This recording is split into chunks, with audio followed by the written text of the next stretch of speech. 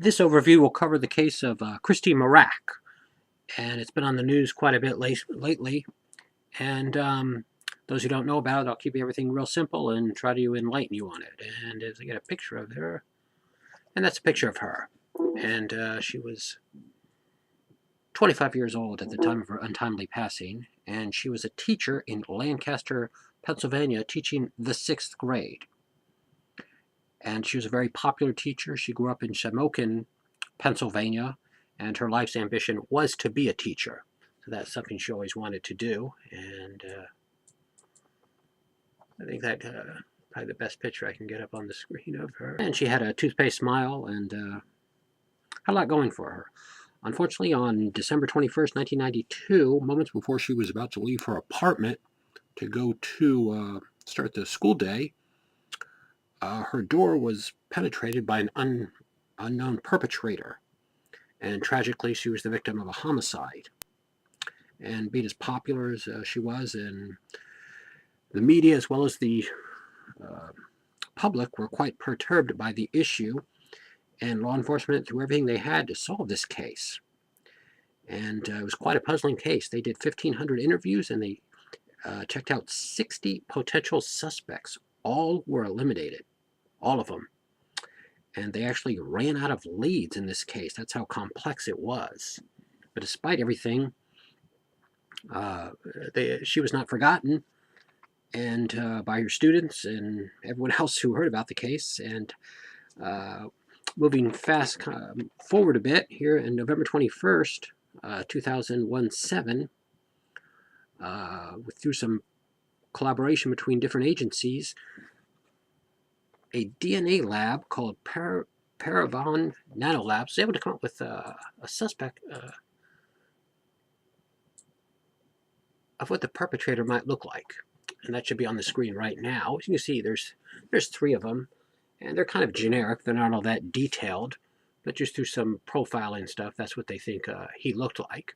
And I think they gave age of 25 to 35. And when this happened in November of 2017, 70 new leads were created. Unfortunately, every single one of them did not pan out. They were all dead ends. And his DNA lab work advanced a bit. On June 25th, 2018, the same DNA lab uploaded, in a few weeks earlier, uploaded the DNA profile of the perpetrator to a genealogical website, and they were able to locate a 4th or 5th cousin. From there, they branched out the tree until they caught the perpetrator. The perpetrator was living in Lancaster. He owned a DJ business. Was once a breakdancer, and he state police followed him to an elementary school where he was doing DJing a show, and they retrieved gum in a water bottle. And he was never a suspect in the case. And the process worked also good with the same process with the Golden State Killer, in that case in California.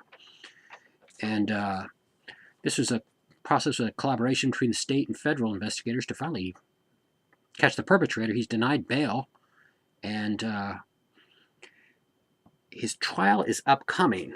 Now, unfortunately, here's let's see if I can get this on the screen here.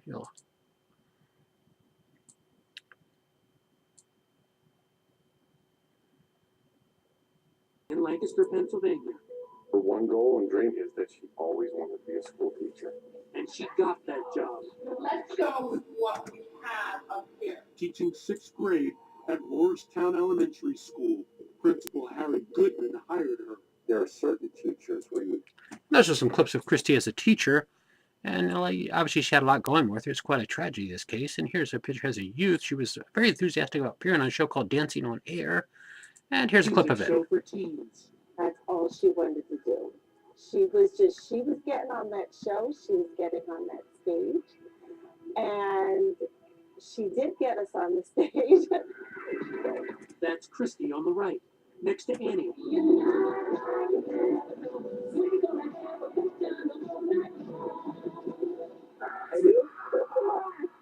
By December of 1992, there's some brief clips of her, and here's a clip of the actual press conference They announced the arrest of the suspect. Here it is. Quite frank, we didn't have any more leads.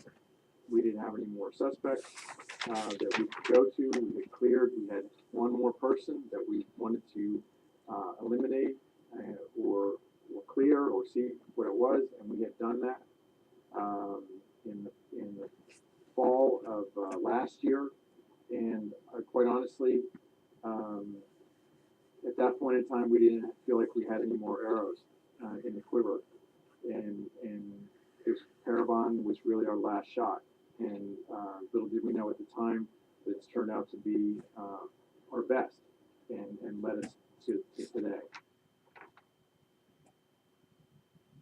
The DA's office did use what's considered a controversial genotype service to lead to the arrest of a suspect, but as you just heard him say, it was their last chance and their best chance, and really everyone who's inside that press conference that's still going on just wants justice for Christie Mirack and her family.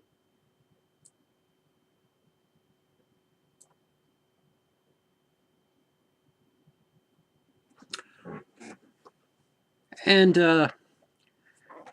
as you can see, that's Christy on this on the screen there. She did have the toothpaste smile, and quite a tragedy. And like when the perpetrator's DNA was originally found, it was put in the regular CODIS criminal database, and there was no match there. I didn't bring that up earlier, but it took the genealogical database where they located the fourth or fifth cousin. And again, this is a process that's become highly effective in other cases, with the most prominent one being the Golden State Killer. That's been on numerous television news programs highlighting that, and that case is going to go to trial as well. Christie's case is going to go to trial also quite soon, and it's good to see it come to a conclusion after this amount of time. It's probably a miracle. Again, it was December 21st, 1992, at the time of her untimely homicide. And some of her students will be glad to see it come to a conclusion.